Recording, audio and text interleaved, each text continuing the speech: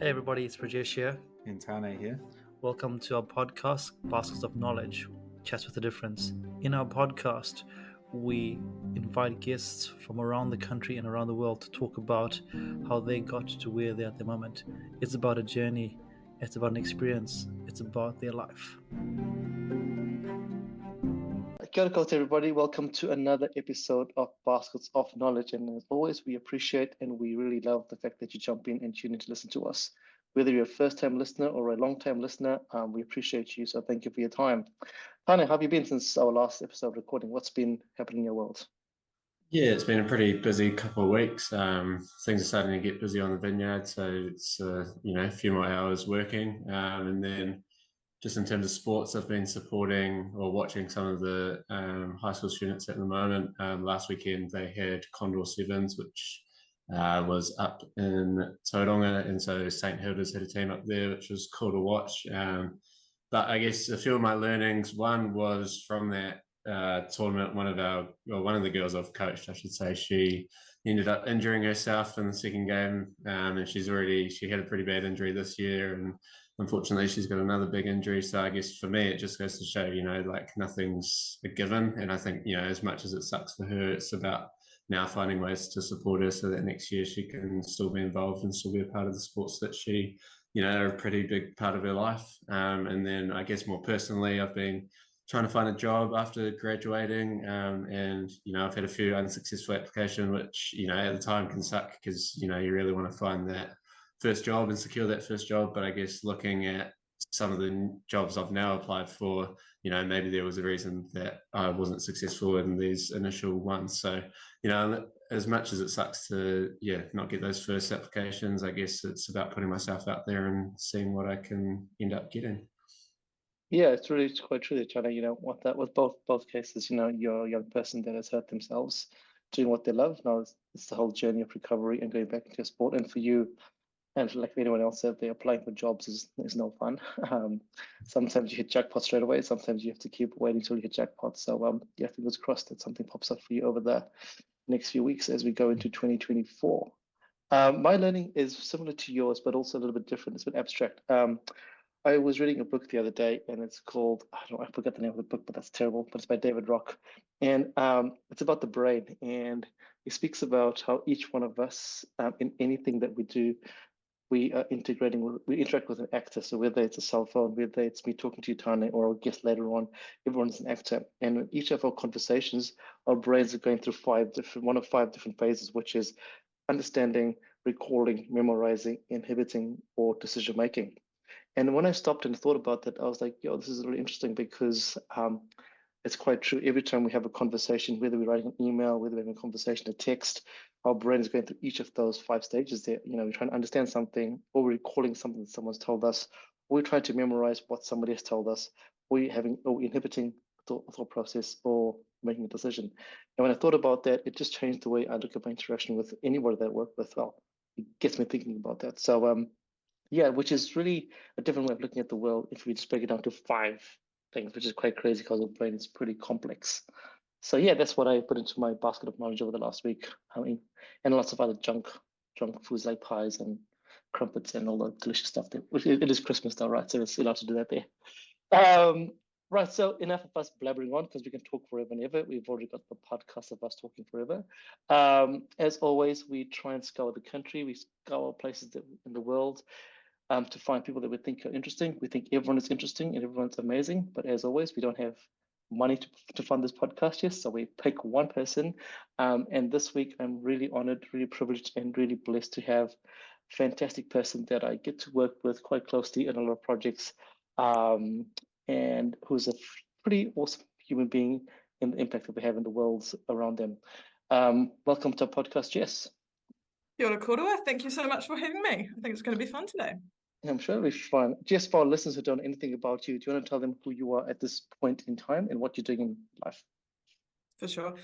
Ko te rana te whakapaparangi mai, I Ngāri Aotearoa te whenua tupu, no Mirihiku aho, no Murua wai aho specifically, ko McIntyre toku whānau, ko Jess toku ingoa. So my name is Jess, and I grew up in the wonderful Southland, specifically on a farm just outside of Goa, and I came up to Ōtepoti, Dunedin to study, and I am still here because I have found a line of work that I really love. I'm going to come down that pathway in this chat today.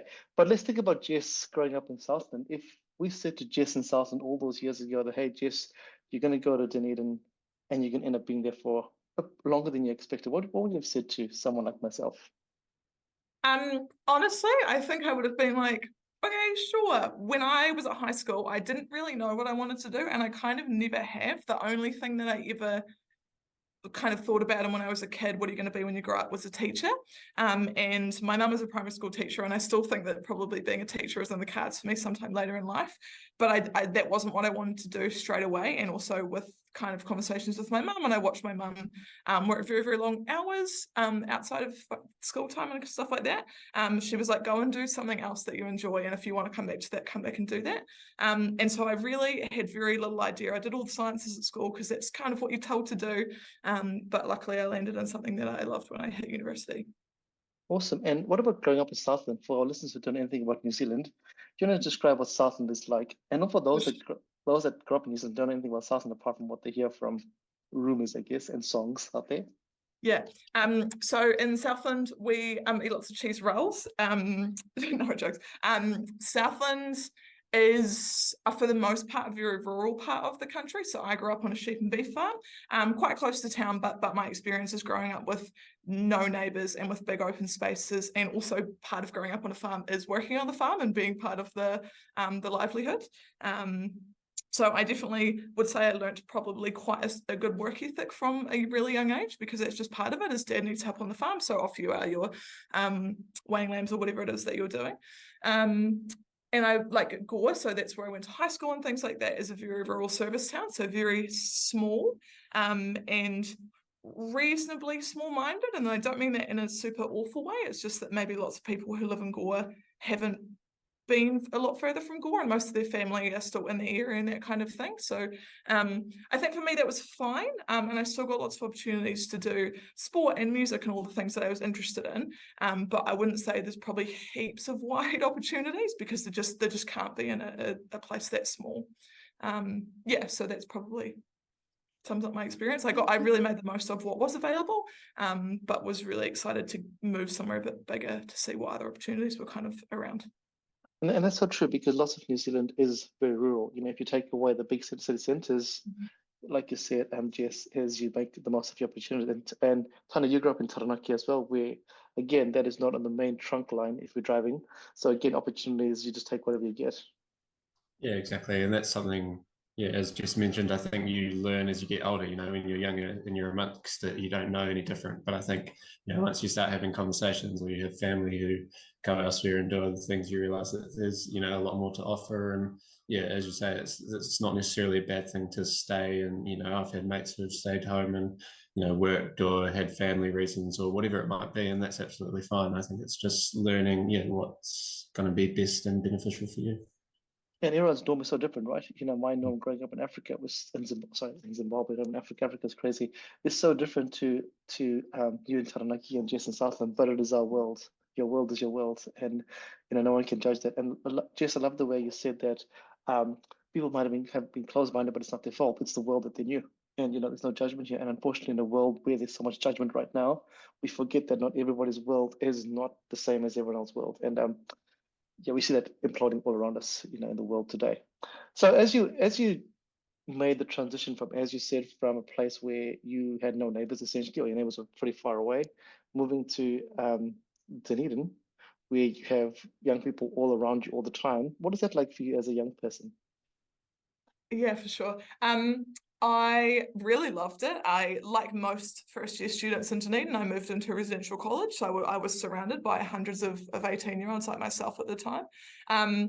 When I picked a college, I picked a place that had lots of separate little areas, so I actually wasn't in a big typical dorm-style building in my first year, which I think I would have been fine if that had been me, but it worked out really well because I had kind of 11 or 12 people in my house area that I got on really well with, and it meant that you kind of had that little network to start with, especially the transition's quite hard. And I was really ready for university. Like I was really ready to go, and I'm the baby in my family. I remember my dad saying to me, like, I'm ready for you to go because you're ready to go. Like, you know, he's all miss you, but you're off to do different things. I still cried when they left on the day, as did many people, because it's just the end of an era and a change of, you know what I mean, change of setting. But I really, really thrived in that environment. And again, obviously in a residential college, you've got this huge mix of people from all different walks of life, and still, you know, mostly limited to New Zealand. There's some international people or some people with international living experience or whatever. But also just have people, sometimes someone who grew up in Auckland has really different experience to me and really different ideas and hobbies and things that they've been exposed to. So I really loved that. I really, really thrived in that environment. It was probably what I needed at that time, just some different schools of thought and some different ways of thinking and that kind of thing. I love how your dad said to you, I'm ready for you to go because you're ready to go. That's such a profound thing because lots of parents don't think about. A lot of them do, but don't say that verbally, which is really cool that your dad said that to you, which validates you. Actually, I want to go, because some people feel guilty or they feel excited, but hey, that's really beautiful.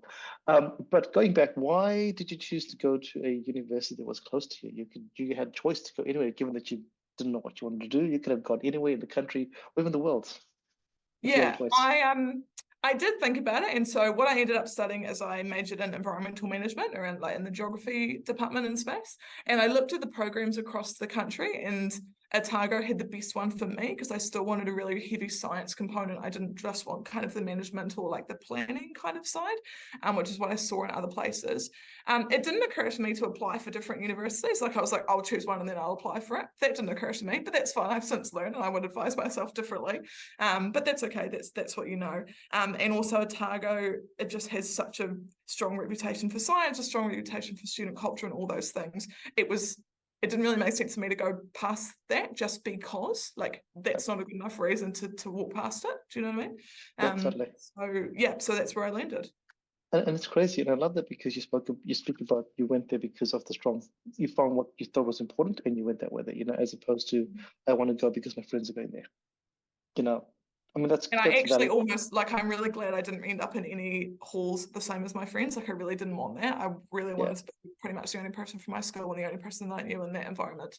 Oh, crazy! Yes, that's really awesome, and it's beautiful because people don't think like that. They're like, I want to go with my friends and follow my friends because of safety, right? It's safe. This is human nature. Let's take Jess back to first year, Jess. What do you reckon, if you can remember, what is the biggest challenge you faced at that point in time as you transitioned, if you can remember that? Because it's interesting. University is awesome and fun, and you mentioned all those cool things there, but sometimes it comes to things that you go, this is a challenge. Yeah. And honestly, in my first year, I wouldn't actually say there were that many challenges. Like I was really ready to leave school. I was really ready to hit the ground running. Even the social stuff, like I transitioned really easily. I came from probably being quite a big fish in a small pond, and I very quickly realized I was a medium to little fish in a big pond. That actually didn't bother me. I adapted to that really quickly. I was like, wow, these people are very intelligent. And I was in a college that it kind of was known for and had a lot of high academic reaching people, and they actually probably settled me faster because I didn't feel the need to sometimes in high school you feel you have to compete, or if you've been at kind of the top of the academic bar for a long time, people expect that from you. But I actually could just not do that and just be anonymous and figure out how to do university study as I went, and so they actually didn't bother me at all. I really found the transition quite straightforward. The transition that I found hard was going from undergrad study to postgrad study. I found that a lot harder than high school to university.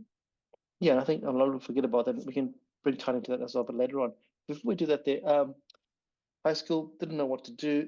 You decide environmental management. What is that like for you as you started going through this I don't know what I want to do, to go, actually, this is really cool. And then you go, I'm going to postgrad as well, because it's quite a journey to go from don't know, found it, awesome. What is that like for you, Jess?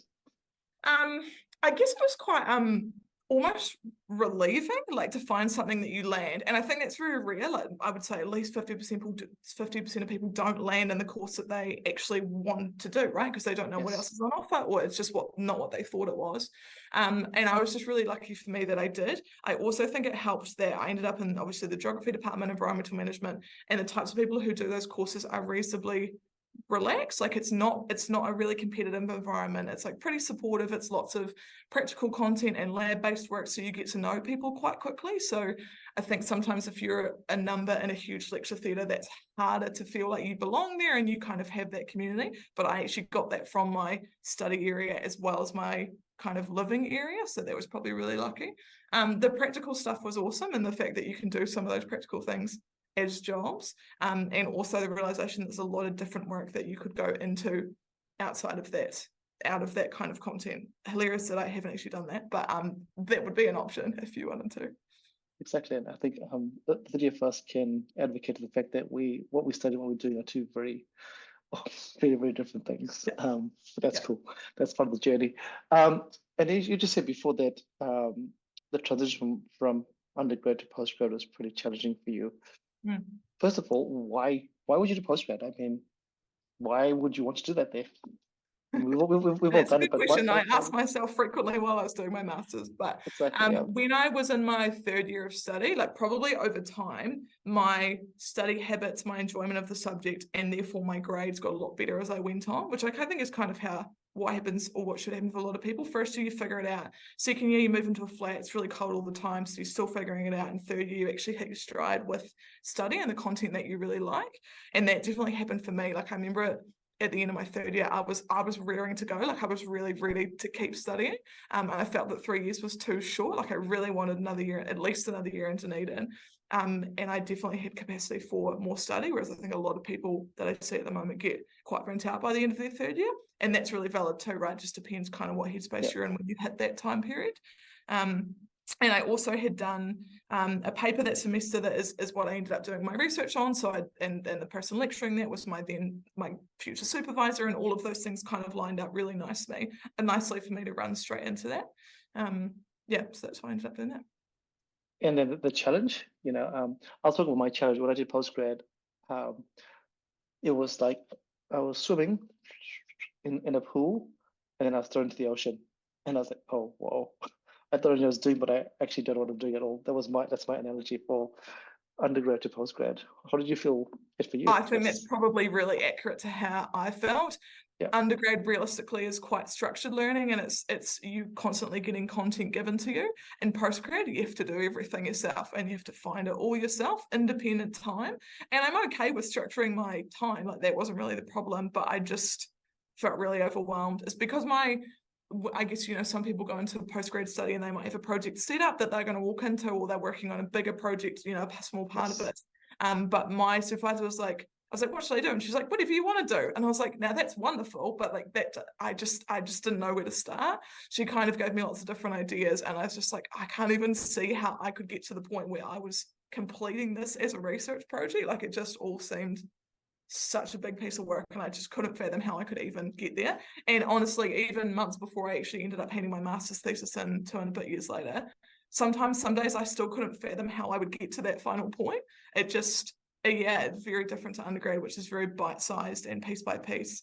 And possibly the cohort element, like my department had a really good postgrad camaraderie, but everyone's still doing their own thing. You can only trade notes or compare notes to a certain point. So yeah, I definitely found that really hard. And I guess a lot like my core friend group had left town.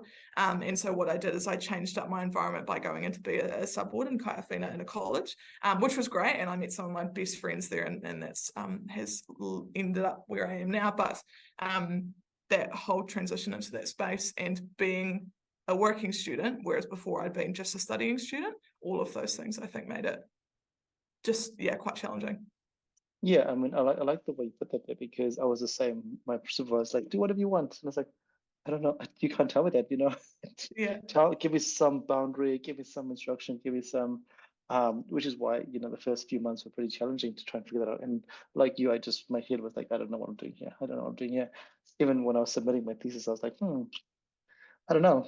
I don't know. But if they say it's okay, it's all good. Tanya, what about you? I mean, you were a bit of a smaller scale going to honors, but again, it's a big jump from undergrad to honors. How was that for you?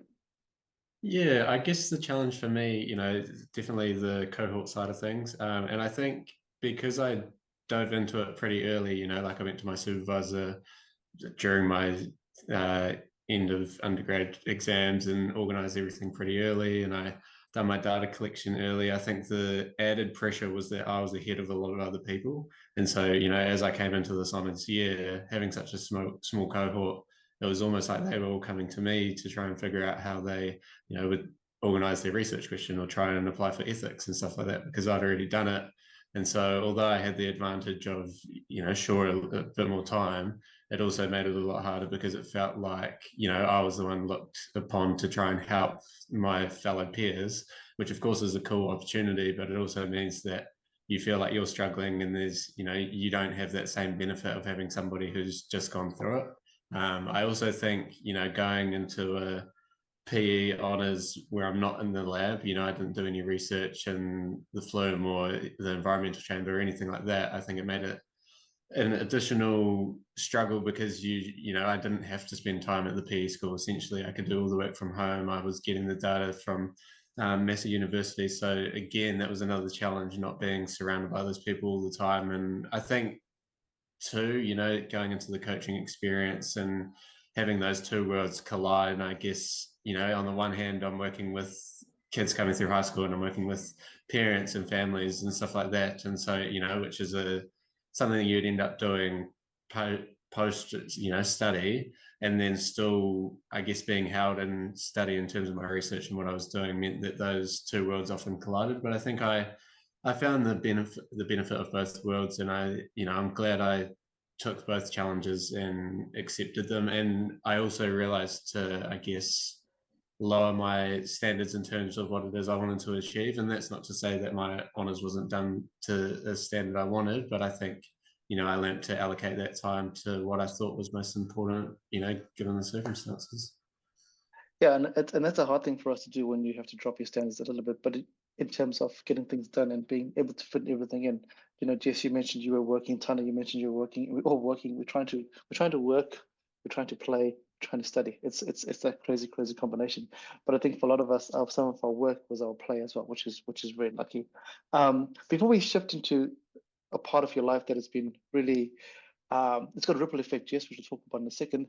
Let's talk briefly about your research. I love the title. It's quite very clever. The play on words is very clever. What do we do? She's not again.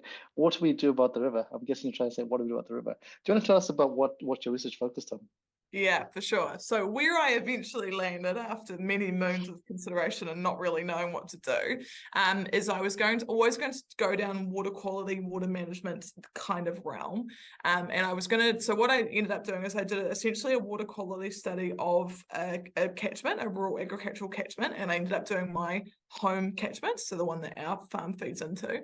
And then after a long time, I ended up doing on top of that is I did farmer interviews as well. So what I wanted is to get the hard science data, so the quantitative, and then also get the qualitative side of it to see where those things match, because I am interested in science and I like science, but I think I really only, not that I don't see value in it, but where I really wanted to do stuff was stuff that was really practically useful for a community, because that's essentially what you want science to do, right? You want it to have an output, to have better outcomes for people in whatever way that might be.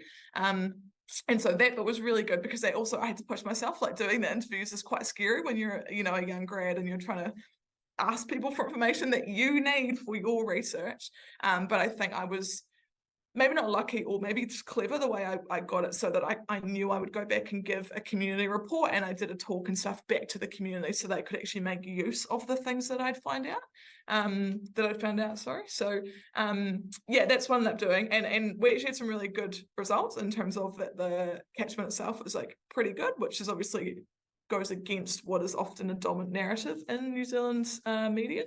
And it was really cool to be able to give my community that information. And then we looked a lot more at catchment management, which is kind of grassroots, from the grass up, farmers getting together and figuring out what they can do for their whole community, because they all feed into the same area, right? It's a collective problem, as with many of our social and environmental issues are collective. And so that was like kind of cool to kickstart that. And what ended up happening is my dad looks after the catchment group in our home catchment, which is cool. So I get to just see what's happening in the well after I finish my research. That's really cool, you know, and it's cool because it's not just a theory; it's actually happening.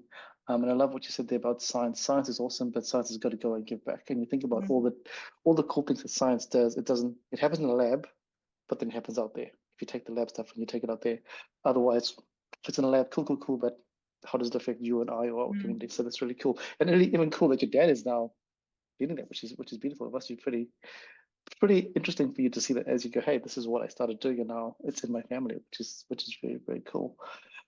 But Torma, what's really cool is while you're doing all this awesome stuff with your science and your learning, as you said before, you stepped and changed your environment by becoming a sub-warden at a college. And what is that like for you as you were managing the study, but now you step into a world where you've also got to care for young people at the same time? Because this is a whole different ballgame altogether and a whole different skill set. What is that like for you in the first year when you stepped into this role? Yeah. For sure. Absolutely loved it. Like, it just is the most phenomenal role that you could ever do. It's the best internship you could ever do. That's always how we describe it for anybody thinking about it.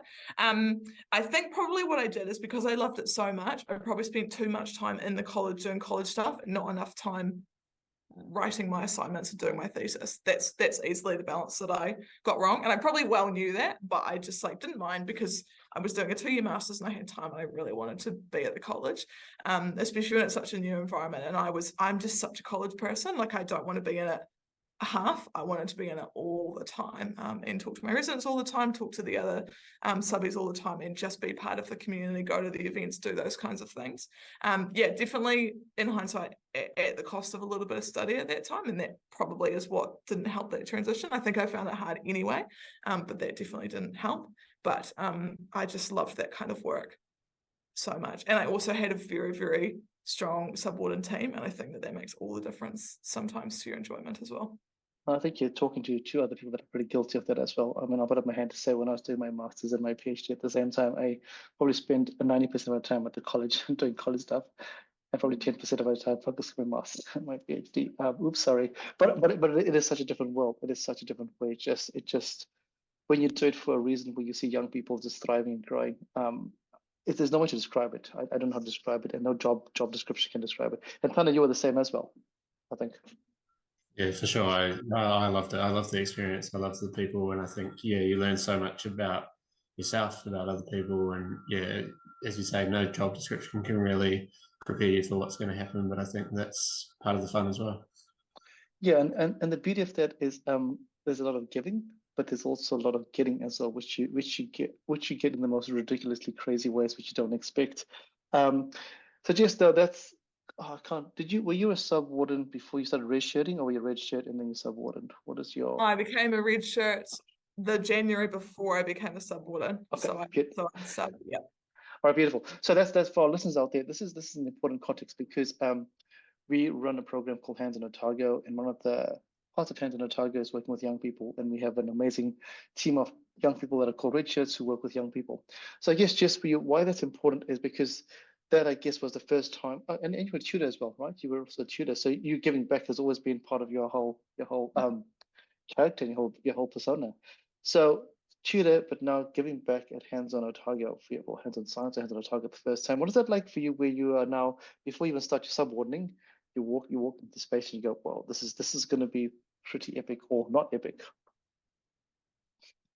It's just unreal, right? And I had been through Hands on Otago as a blue shirt many moons ago as a high schooler, so I sort of knew what to expect. And I waited till I thought you had to be at the end of your 3D, whatever. I waited until I was like, now I'm going to apply. I'm old enough to apply. I can do the red shirts thing, which was so cool. And obviously now what's happened is that I've been involved with Hands On for a long, long time, and now I actually look after the red shirt team during the week. So it's just a program that I feel really passionate about, to see that age group come through and get such a cool experience, and see Oti Dunedin when it's sunny, which not many people do.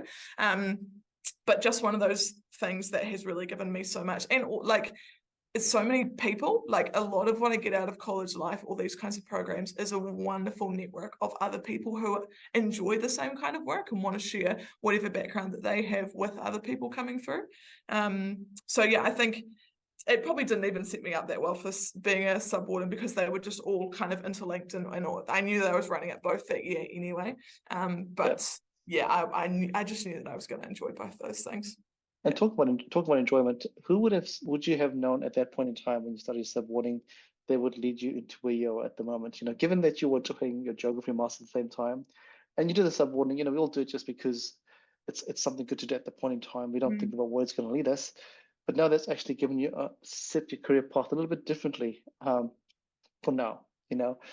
Would you have thought that when you walked into your college at that time, hey, I'm just a sub-warden for your, or RA, or whatever you call it at that time there? Isn't that pretty crazy? No, definitely not. And to be fair, the roles that were entry level for people like myself to enter didn't really exist. There weren't many options for them. And it just seemed really hard. And it was kind of understood it was an entry level position. And also I just thought I would use my master's degree. And I really liked what I did, but that just hasn't been the way that it's gone. And I'm really aware of that. Like, I knew I could have made a different choice at that time, but I just made the choice that made me the most happy. Like the one that I wanted to do. That's just what I did. And it ended up being colleges. And obviously there were things that happened and timelines that worked out for that to be the way that it fell. But yeah, no, it's crazy. I mean, I think all of us were in this situation where we go one way and then something happens in our life and it takes the whole different pathway, which is different to what we studied, which is pretty crazy. Same thing with Tana, you know. Exercise sports science, all cool. And then now the coaching is coming to your radar, which has just changed your whole trajectory just a little bit at this point in time. Yeah, and it's something, I guess, you know, you learn through your university journey to accept those changes. You know, I think if you were a high schooler and you suddenly had that change of trajectory, which I guess some do in terms of changing their course of study, but I think you're a lot more open to those changes along your way, you know, because you learn that it's going to create something new and that you can go back to what you were doing previously. And I think that's something you learn with experience. And I think that's something I've learned to adopt. And I think, you know, especially the last couple of months of been reconsidering my decision, you know, just thinking about the other opportunities that are out there and, you know, where I could potentially go. But I think, you know, there's so much time to be able to go and do those other things if coaching doesn't end up working out for me. But I think I am really passionate about it and I really enjoy it. So I think I might as well, you know, follow that potential while I'm enjoying it and then see where it goes. I think the key word is what you said, just for it makes you happy. If it makes you happy, then, you know, what more do we need in life? Obviously, to pay, but hey, happiness is amazing. If you get paid to be happy, life is even better. Jess, at the start, I said in our introduction that you have made a lot of impact because you've been working in colleges that are really popular out there. So you get to meet lots of young people. But as we all know, young people come with their complex amazingness, complex emotions. And what is that like for you as you transitioned from sub-warden to all the different roles that you've had as you start navigating this crazy world of human emotion and human well-being? Genuinely really hard.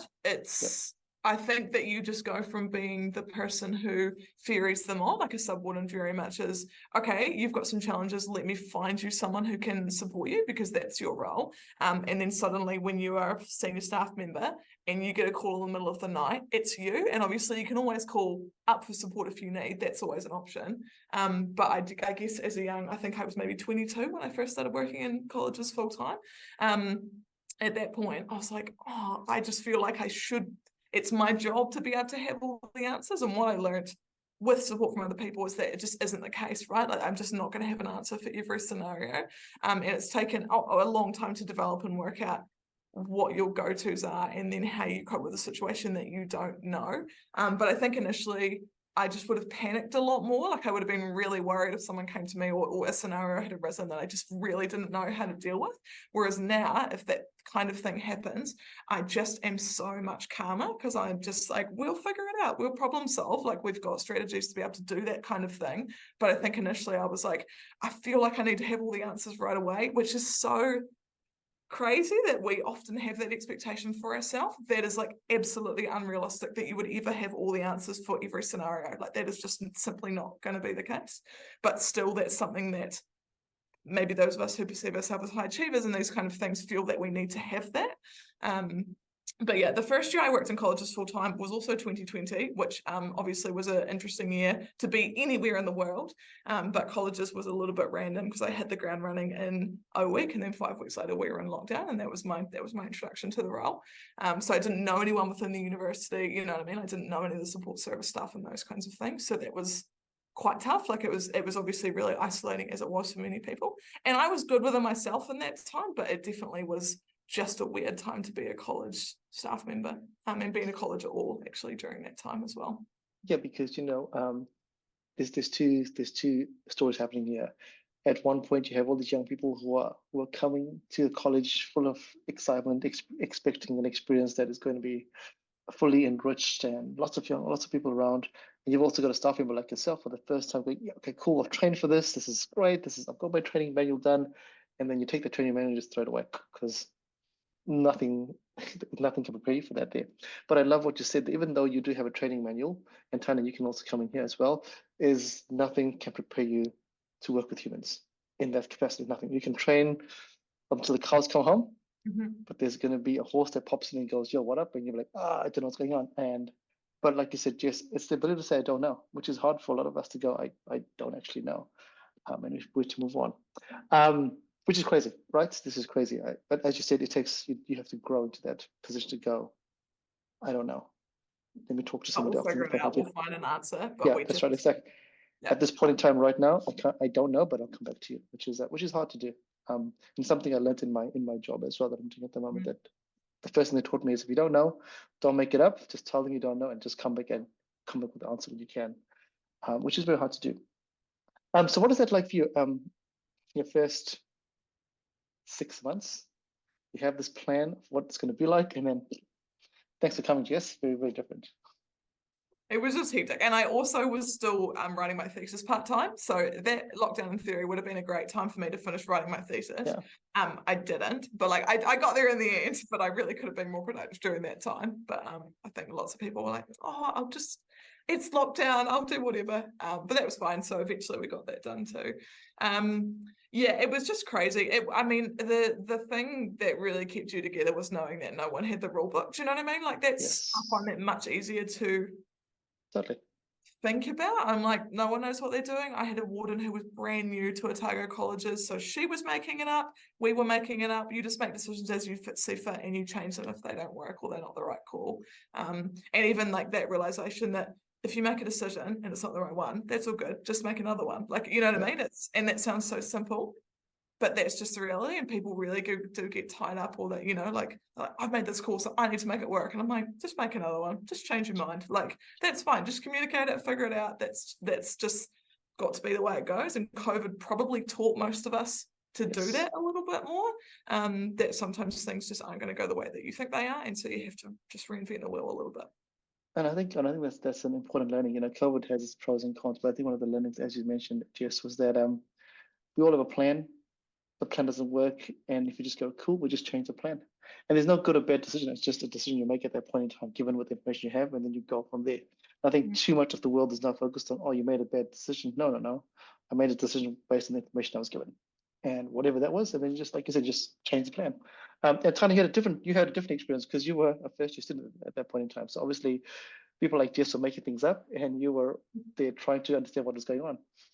Yeah, it was an interesting period of time. And I guess, as we've discussed before, right where it came was probably, I wouldn't say the worst time to come, but it was almost that, you've had just over a month. So you've just had that time to settle in, you've made new friends, you finally start to feel like you have an understanding of some things, you kind of adjust yourself as much as you can in those first few weeks before assignments come. And then all of a sudden lockdown hit. And I think no one was necessarily prepared, but I think, the one thing that made it a whole lot easier was, that no one was prepared. So, you weren't the only one going through that scenario.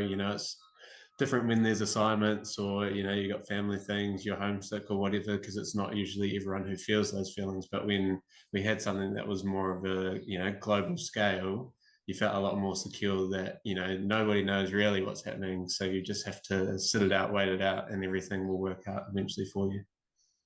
Yeah, fingers crossed, right? Fingers crossed. So Jess, being a sub warden, being an RA, all the crazy terms, whatever, we're going to working with young people. What has been some of the more challenging things that you as a person has faced? We'll start with the challenges, then we'll talk about the most amazing things that you've had to go through. Sure.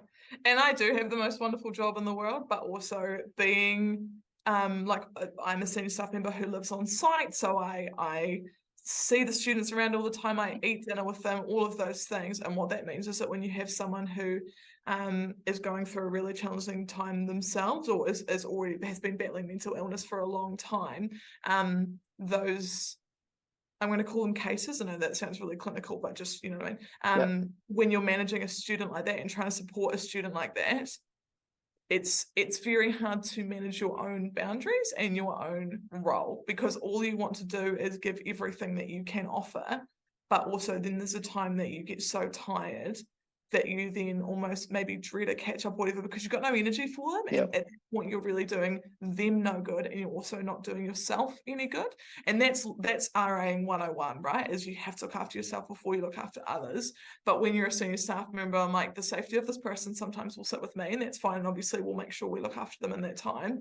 But that case doesn't stop once you've maybe got past a really critical time. You've still got so many chickens and support to get them to a point where they're going to be okay to self-manage, to study, to be okay with their friends and that kind of thing. So some of those cases are really hard work, right? Like they just take a toll after time, because there's just thing after thing that they need from you, and that's fine, that is your job, but there's a point at which you need to make sure that you recharge. And I'm probably not great at that. I'm definitely at work a lot more than I maybe need to be. And again, because if I'm going to do the college thing, I really want to be in the college and be part of the community and just be furniture in the room. Do you know what I mean? Like that's how I would like to work. But that definitely does come with its drawback. The mental health cases are really tough, or any of those kind of incidences or clashes between students, whether that be cultural or some kind of other altercation. They're almost the most interesting ones, because it's outside of the emotions. It's really interesting to see how two different backgrounds can absolutely clash in a scenario like that. But obviously those are two young people who live in the same building in your community and both need to feel safe and comfortable. Those kinds of things can really take a toll if you are not mindful of them, I think. Yeah, and I love how you mentioned that for two reasons. Number one, the fact that I think we're all guilty of this here. When you're senior staff members, you want to do the best for the young person in front of you, but sometimes you have to separate yourself out to make sure you are doing the best for them, and that's really hard. That's really hard, because you're seeing a young person that might be crying, they might be going, whatever emotion they're going through, and you just want to get them to the next stage, which is pretty challenging. But I love what you mentioned there is college life or university life is basically, let's take a college size of say 400, which you had 400 people with different norms all coming together in one space, where you have clashes over things that a water bottle could cause a clash. Eating meat could cause people to have a clash. Just phraseology can cause a clash. So yeah, as a staff member, again, you have to separate your own opinions and your own thoughts, and you just got to navigate and make those people that are clashing feel like they're right or they're wrong. But it's crazy. So I really empathize, which is why I think there's a lot of respect for the role that you do at the moment. And yeah, in Tanya as well, you've done that as well a few years ago. Those are challenges, but what about the highlights? You speak about there's so much passion and so much energy and smiles that come through when you talk about how much you love your job. And I'm not going to say to you what is your favorite part of your job, but I am going to say what is your favorite part of your job if you could choose one part. If I could choose one part, I'm going to choose two. All right, we'll give it two. The first thing is the thing that most people will say, and it is watching student on day one nervous, anxious, battling whatever challenges, struggling to adapt, really struggling to leave home, and seeing them on day 200 and whatever at the other side, when they are happy, comfortable, they have really made a home for themselves, they know what they're doing. Like, that is immeasurable. And especially for a student who has struggled big time, like maybe one of those people I've been checking in with really constantly and has needed a lot of support from us, to see them at the point where they are ready to leave us, because obviously we are a bit of a bridge between the home environment and independence. Seeing them at the point where they are ready to go is like indescribable how rewarding that is. And you think, even if I had the tiniest part in that person developing and becoming what they are now, like, that is immeasurable. And the second thing is the community. Residential colleges, and I'm going to say specifically at Otago, create such a wonderful sense of belonging and such a wonderful sense of community that we absolutely get the benefits of. Like, we're part of it, right? The community isn't just the tauira, the students, it's everyone who's a part of it. It's the people who cook the food, it's the people who change the light bulbs, it's the cleaners, it's us, it's our subwardens, and it's our students, and the wider network, the alumni, and all those people. That aspect of community is such a wonderful thing to be a part of, and I think it's really unique to what we have down here at Otago colleges too.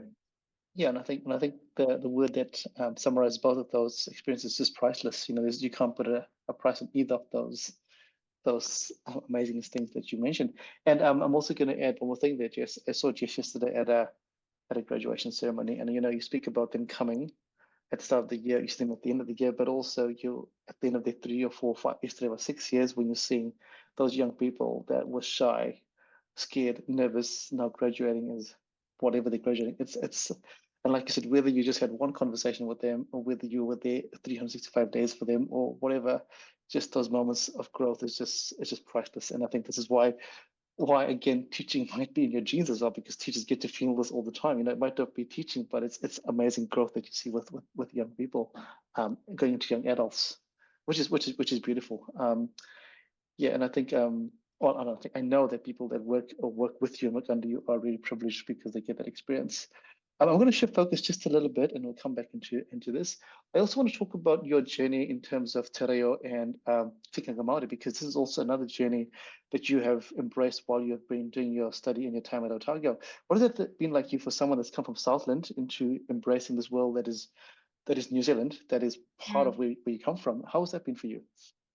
Yeah, how has it been? That's quite hard to put into words. I guess really rewarding, really I don't know, I feel quite humbled by lots of people that I have interacted with. So I guess started at a place where I had essentially zero. There are very few Māori in Southland. I didn't go to school with that many, or that there are pockets of people down there, because obviously there's always been Māori down in Southland, but very few that I interacted with, and if I did, very few that either knew it or used it, felt comfortable to use it. And tikanga, not a thing, didn't know what that was, right? Like, that's just the reality. I remember we did, my primary school was probably not bad in terms of days of the week and numbers, like we got those kinds of things, but tikanga, like, no, right? Very little, which is just the reality. And also a lot has changed in the time since I was in primary school. Like, that's nearly 20 years. So coming into university, and I landed in a place that still probably didn't have much exposure to that or tikanga. Yeah, and I think you always have an understanding of it. If you're someone who grew up in New Zealand, whether you got very little education, I think you still do have a feel for it. Like, you're still living on this whenua that belongs to someone else, that you still feel that. And so what I wanted to do is, once I'd finished my master's, and because this is the thing the university will let you do, I really wanted to keep studying some papers while I was working, because I felt I had time, and that was really cool to have the opportunity to upskill and get a little bit more education. And so I went into first some tikanga papers and then some Reo Māori papers. And I found the language really hard to learn alongside working, right? Like, whenever you are working and studying, which many people do, it's tough. It's a really tough balance. And I definitely don't feel that I invested as much in the study as I maybe could have, or maybe I couldn't have. Like, I definitely feel like I would like to have pushed more in that aspect, but that's the reality of working as well. And when you're tired, you're tired. Sometimes you need to sleep or do something else. But And I also, like, obviously I've done that formal stuff, but I also have learned so much from the students coming through. And I've moved colleges a couple of times, and I probably have more Māori students around me, and students from all different backgrounds. And I've learned a lot off them as well. And I think it's really interesting to me, because even if I found that I opened myself up to them, or you know, I said to them, oh, I'm doing a little bit of reo, like, I think that was enough to give a Māori student confidence that you cared, because I think sometimes, a lot of the time, that isn't their experience. And so I got a lot back from doing that, even obviously for myself to learn it, but I also think that that really helps to build those relationships with those students and just connect in a space that I was not very comfortable in and not very familiar with, but was really, really keen to get more comfortable in that space. And as with anybody, it's a long journey, it's continuous. I'm not that far along it, but I really have enjoyed embracing those aspects and just learning more, because once you get more comfortable, you see more doors open, right? Like, when you can use a little bit of reo, you can see that other people are maybe happy to talk to you about that kind of thing. Whereas if you use nothing, the door's really closed to have those conversations. And also you feel really uncomfortable in the situations, where now I feel maybe a little bit uncomfortable, but way more comfortable to actually share and ask questions of things that I maybe know a tiny bit more than I used to about. Yeah, which has been a really cool experience, and something I'm very glad that I've got out of the last couple of years of being in college life. Yeah, just probably the opportunity to learn off other people, because learning through study is great, but you also learn a lot of other people, right, through colloquial conversations and conversations over toast and those kinds of things. Yeah, no, thank you for sharing that, because I think it's important to bring that up, because we are at an interesting point in New Zealand at the moment where the policies are a bit interesting. We won't go into that there, but it's important because, you know, if we take someone who, as you said before, there was not much interaction in the world, in the Māori world, when you're growing up, through no fault of anybody, but now choosing to embrace yourself there, because you are part of New Zealand, and New Zealand culture is Māori, it is Pacific, it is all the different cultures that make up this wonderful country here. And Tana, I mean, you've grown up Māori, but also your journey was very, very different, and you've started embracing it later in your university pathway career. Yeah, it's still a journey for me, and something that I wish, you know, again, I think we all want to invest more time into it. And so but I think it's also learning not to feel guilty that you don't know everything. You know, I think it's so easy to think, oh, I don't know enough, so there's no point in me trying. Where in actuality, as Jess says, you know, just trying to, you know, those small steps actually do mean a lot to a lot of people. And it's about taking those first steps. It's about being comfortable with being in those uncomfortable situations, and you get a lot from it, and you learn a lot about yourself, you learn a lot about, you know, different cultures. And I think that's something that I'm still trying to learn myself, you know, more about my whakapapa, more about my family, you know, where my family come from, and, you know, who I represent. And I think, yeah, it's a challenge. It's never going to be easy, but I think, you know, if you work on it, you know, time and time again, eventually you're going to get to a point where you've worked hard to get to where you want to be. Yeah, and I love that how you both have said that. And I think that the key thing is got to be comfortably uncomfortable.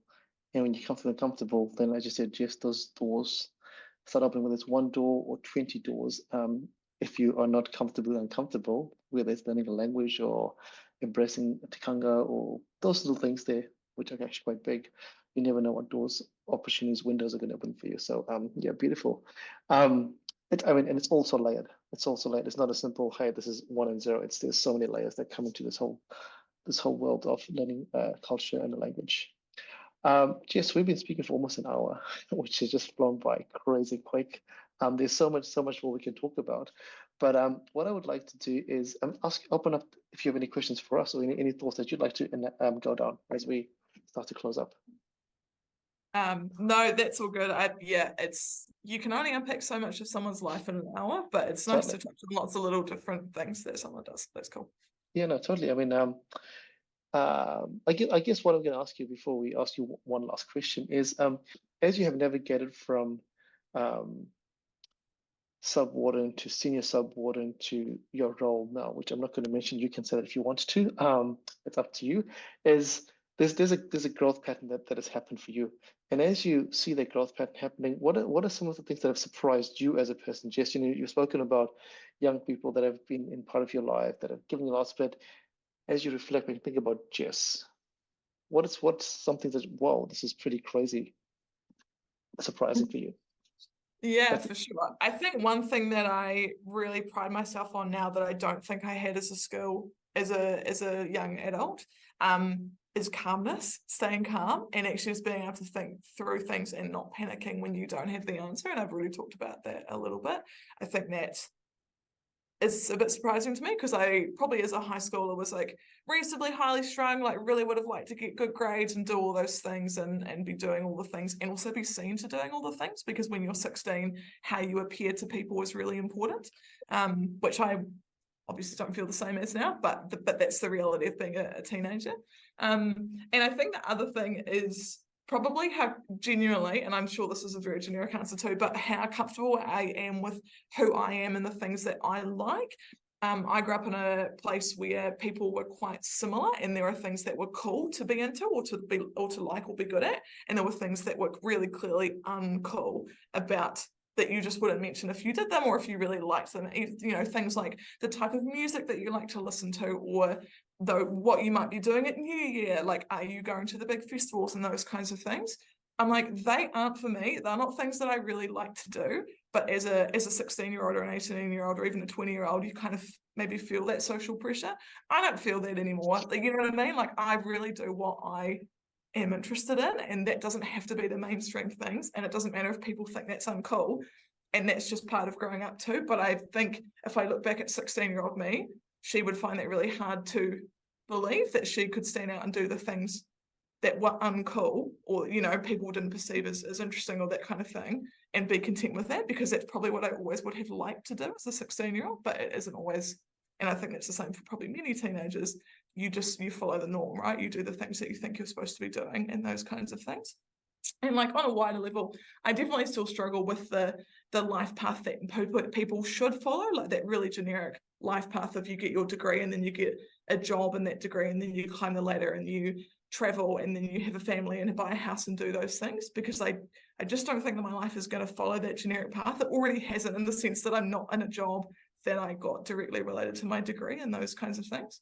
And I definitely still struggle with that life path, because people ask you generic questions that should lead you into that path, and you can't, you know what I mean? That's not always the reality. But also when you look at so many other people that you know, they haven't done that either. Like, that just doesn't have to be the norm. And I think the world is becoming a lot more broad and global and wider, that isn't going to be the mainstream path. I can't remember what your original question was and how that was related. That's all good.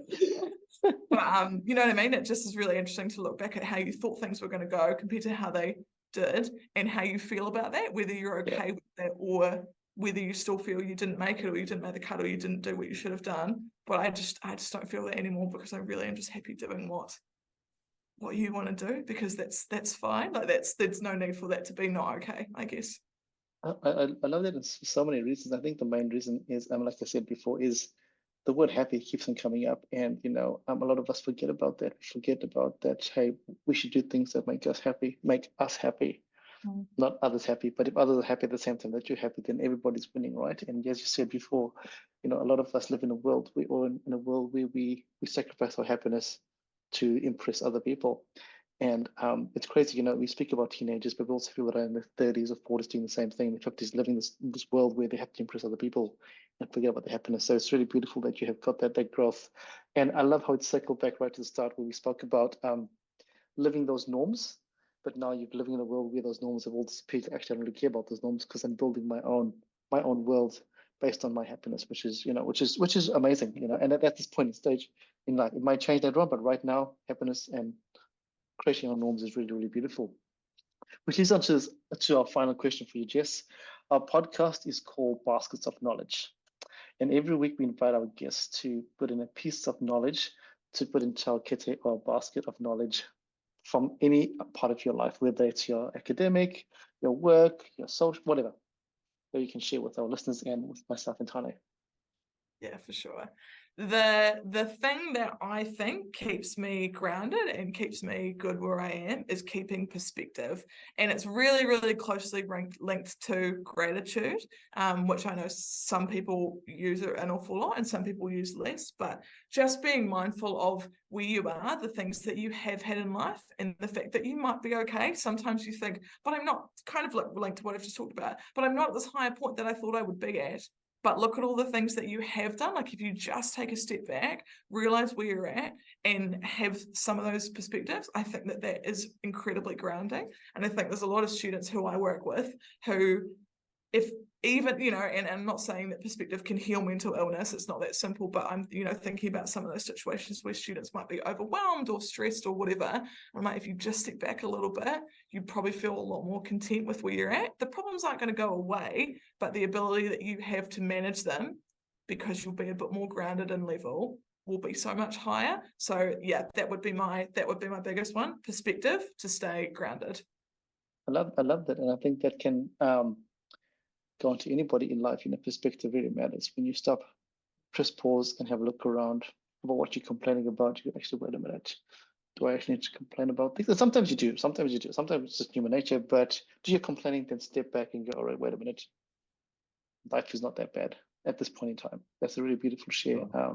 Jess, any last words or last questions for Jess? No, it's been a good podcast. It's been cool to listen to, more to Jess's story. I've had the pleasure of working with her and working alongside her in the collegial space, which has been pretty cool. And, I guess it's also been cool to, reflect back on my subwarden time. It's been a year since I was a part of that realm, and it feels a long time ago, but not a long time ago, because, so much happens in life. But I guess it's cool to, also be able to reflect on, challenges, but also cool times. And if I look back on that, part of my life as a whole, there's a lot, you always seem to find the positives, despite the challenges you had while you're in it. And I'm sure, the new, whatever happens in Jess's next couple of years is going to be an exciting time ahead. And yeah, it's been an awesome opportunity to listen to more of her story. Beautiful. Thank you, Jess, for jumping on today. It's been really awesome. Like at the start, I've been very privileged to work alongside you and work with you and work really closely with Hands on Otago and all these other things here. But it's awesome to hear your story. Awesome to hear where you've come from, where you are at the moment, and where you're going to go that is still a blank canvas, which is pretty exciting. And it's pretty exciting for you because as you go into 2024, your blank canvas is going to be filled with this pretty amazing opportunity, which I'm pretty sure you will love, and people will love you in that role there. So thank you so much for your time. Thank you so much for sharing your space, your story with us. It's really beautiful to hear that. For listeners out there, hopefully you've enjoyed listening to Jess's story. Again, like I always say, if you have not picked up anything that has got you thinking, that has got you going, wow, this is pretty cool, how can I incorporate this in my life? Then you have a listen to this podcast properly. Go back and have a listen and make sure you listen to it carefully to find those little pieces of nuggets of knowledge. Till next time, be safe, ka kite, and don't forget to put something into your basket of knowledge. Bye, everybody. Oh, thanks, team.